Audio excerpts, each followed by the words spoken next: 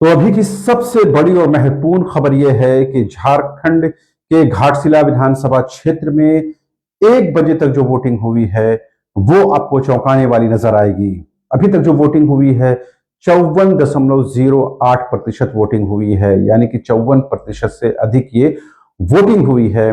और सुबह जिस तरह से हम लोगों ने दिखाया कि करीबन 32 से 35% वोटिंग हुई थी, और दोपहर आते आते करीबन 54.08% यानी 54 से ज्यादा जो वोटिंग है यहाँ पर, यानी 50 से ज्यादा वोटिंग परसेंटेज हो चुका है।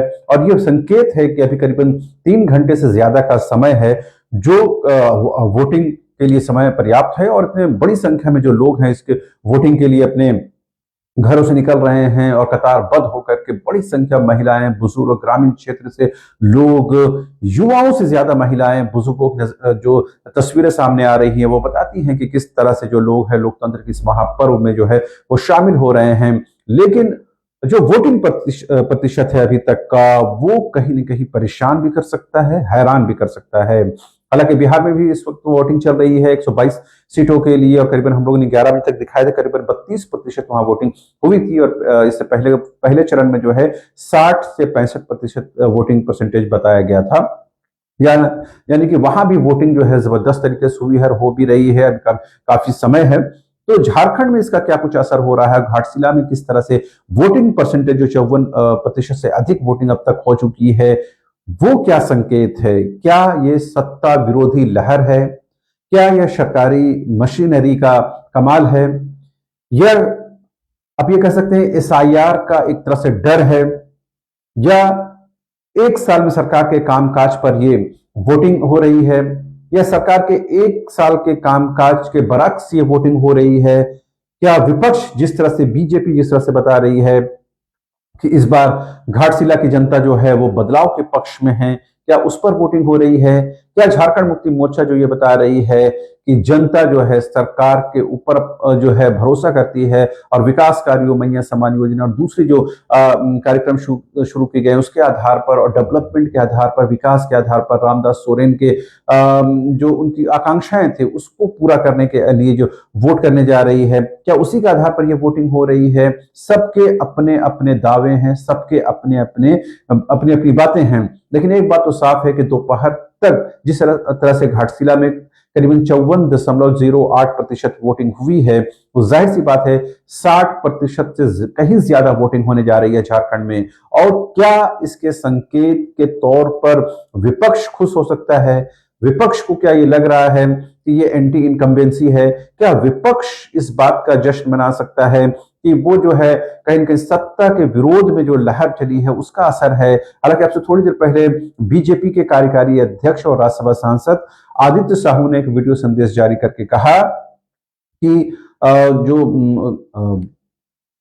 वहां की जनता के खिलाफ जो है प्रशासन काम कर रहा है, पुलिस प्रशासन जो है वो गठबंधन सरकार के टूल किट के तौर पर काम कर रहा है। घाटशिला के एक पुलिस इंस्पेक्टर और एक थाना प्रभारी का जिक्र करते हुए उन्होंने कहा कि किस तरह से जो है यहाँ पर पुलिस प्रशासन जो है वो सत्ता के लिए और सत्ता सरकारी मशीनरी के तौर पर काम कर रहा है। उन्होंने ऐसे आरोप लगा। उन्होंने ये भी कहा कि इसकी शिकायत जो है प्रॉपर तरीके से जिला माफ करें इलेक्शन कमीशन से की गई है। तो आप देखिए एक तरफ बीजेपी जो है वहां पर जो है ये आरोप लगा रही है कि मशीनरी जो है, सरकारी मशीनरी, सरकारी अधिकारी, बाबू, कर्मचारी जो हैं वो सरकार के पक्ष में जो है वो काम कर रहे हैं, ऐसा उन्होंने आरोप लगाया है। दूसरी तरफ आप देखेंगे किस तरह से बड़ी संख्या में वोटिंग हो रही है, और ये वोटिंग जो है कहीं ना कहीं दोनों ही खेमों में एक तरह से खुशी भी बढ़ा रही है, और एक तरह से सबब आप ये कह सकते हैं कि चिंता और फिक्र भी बढ़ा रही है। उसके अपने अपने वजूहात हैं, उसके अपने अपने कारण हैं, लेकिन एक बात तो साफ है कि घाटशिला की जनता खुलकर वोटिंग कर रही है। और इसे इलेक्शन कमीशन ऑफ इंडिया और खास करके सीईओ साहब जो के रवि कुमार है, झारखंड के चीफ इलेक्शन ऑफिसर, तमाम लोगों ने दिन रात जो कोशिश की है वोटिंग परसेंटेज बढ़ाने को लेकर के, लोगों को जागरूक करने को लेकर के, ये कह सकते हैं कि आयोग है, चुनाव आयोग जो है वो अपने काम में जो मुस्तैद रहा, जिसकी वजह से इतने परसेंटेज जो वोटिंग है वो बढ़ती हुई नजर आ रही है। लोग खुलकर निर्भीक होकर वोट कर रहे हैं। अब तक कहीं से भी किसी प्रकार की कोई अप्रिय घटना की कोई सूचना नहीं प्राप्त हुई है। तो जाहिर सी बात है कहीं ना कहीं से कामयाबी के तौर पर देखा जा सकता है।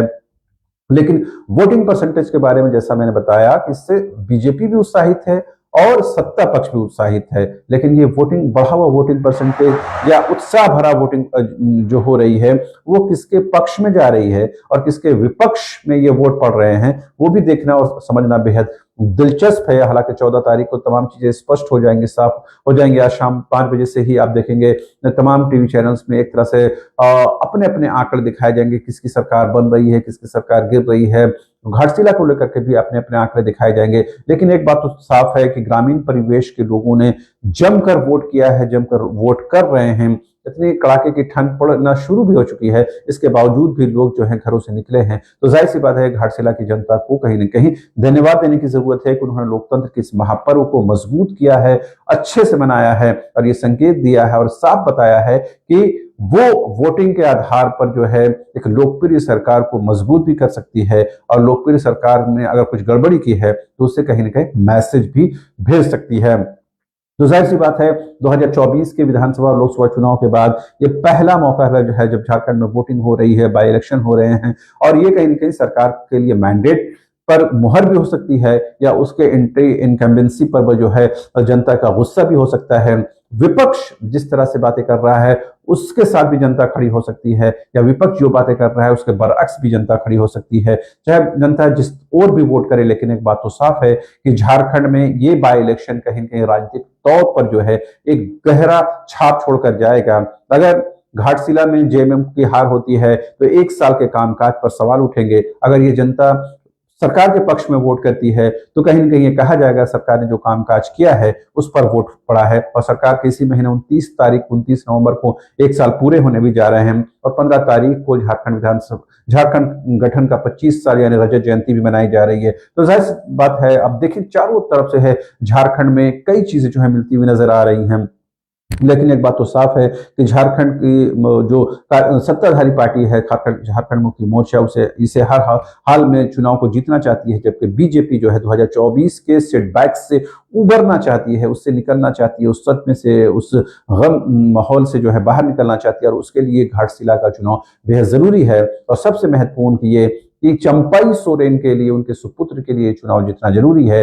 अगर वो चुनाव हार जाते हैं, अगर वो चुनाव में पिछड़ जाते हैं तो जाहिर सी बात है उनके पॉलिटिकल करियर पर भी गंभीर विराम चिन्ह, प्रश्न चिन्ह लग सकते हैं। ऐसे में देखना दिलचस्प होगा कि घाटशिला की जनता किसे अपना मैंडेट देती है और किसे चुनकर जो है झारखंड विधानसभा भेजती है। न्यूज मॉनिटर की तरफ से अब तमाम दर्शकों से, तमाम लोगों से, तमाम मतदाताओं से अपील है कि अपने वोटिंग राइट्स का इस्तेमाल करें, लोगों को लेकर जाएं, अपने दोस्त अहबाब को, अपने परिवारजनों को लेकर जाएं। थोड़ी देर खड़ी रहनी पड़े और थोड़ा सा मशक्कत उठाना पड़े तो जरूर उठाएं, लेकिन एक अच्छा कैंडिडेट, अच्छा जनप्रतिनिधि चुनकर झारखंड विधानसभा भेजें ताकि आपके मुस्तकबिल को, आपके बच्चों के फ्यूचर को बेहतर बना सके। बहरहाल अभी तक जो है 54% से अधिक वोटिंग हुई है और ये कहीं ना कहीं हम तमाम लोगों के लिए खुशी का सबब साबित हो रहा है। बहरहाल अभी के लिए इतना ही। आप तमाम दर्शकों का एक बार फिर से शुक्रिया।